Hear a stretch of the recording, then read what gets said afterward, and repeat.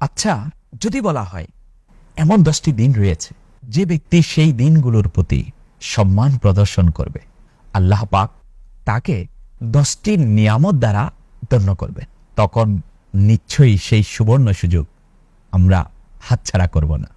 এখন প্রশ্ন হলো, সেই দিনগুলো কোন মাসে বিদ্যমান আর নিয়ামতগুলোই বা কি কি? চলুন প্রথমেই সেই 10টি নিয়ামত সম্পর্কে জেনে নেওয়া যাক।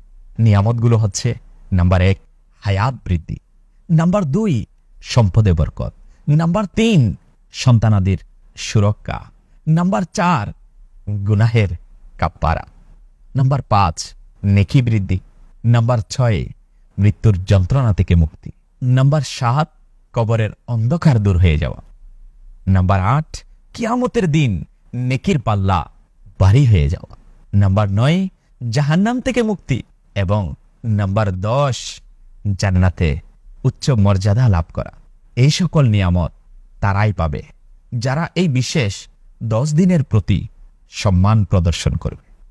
সেই বিশেষ 10টি দিন হল ইসলামী বর্ষের শেষ মাস জিলহজ মাসের প্রথম 10 দিন। এই মাসের বহু ফজিলত রয়েছে। প্রিয় নবী সাল্লাল্লাহু তাআলা আলাইহি ওয়া আলিহি ওয়াসাল্লাম এই বিষয়ে ইরশাদ করেন, আল্লাহ পাকের নিকট কোনো দিন হজের 10 দিনের চেয়ে বেশি উত্তম নয়। অন্য জায়গায় আরো ইরশাদ হচ্ছে, তোমরা এই দিনগুলোতে সুবহানাল্লাহ, আলহামদুলিল্লাহ, লা ইলাহা ইল্লাল্লাহ এবং অধিক হারে আল্লাহ তাআলার জিকির করো। এই দিনগুলোর একটি রোজা 100 বছরের রোজার সমতুল্য।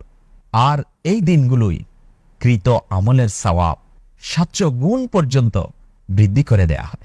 আর এই দিনগুলোই কৃত আমলের সওয়াব 700 গুণ পর্যন্ত বৃদ্ধি করে দেয়া হয়। আসুন আমরা আল্লাহ পাকের নিকট দোয়া করি, যারা এই বছর হজের সৌভাগ্য লাভ করেছে তাদের ওসিলায় আল্লাহ পাক আমাদেরকেও আগামী বছর হজ্জে বাইতুল্লাহ ও রওজায়ে রাসূলুল্লাহ সাল্লাল্লাহু তাআলা আলাইহি ওয়া আলিহি ওয়াসাল্লাম এর জিয়ারত নসিব করুন। আমিন।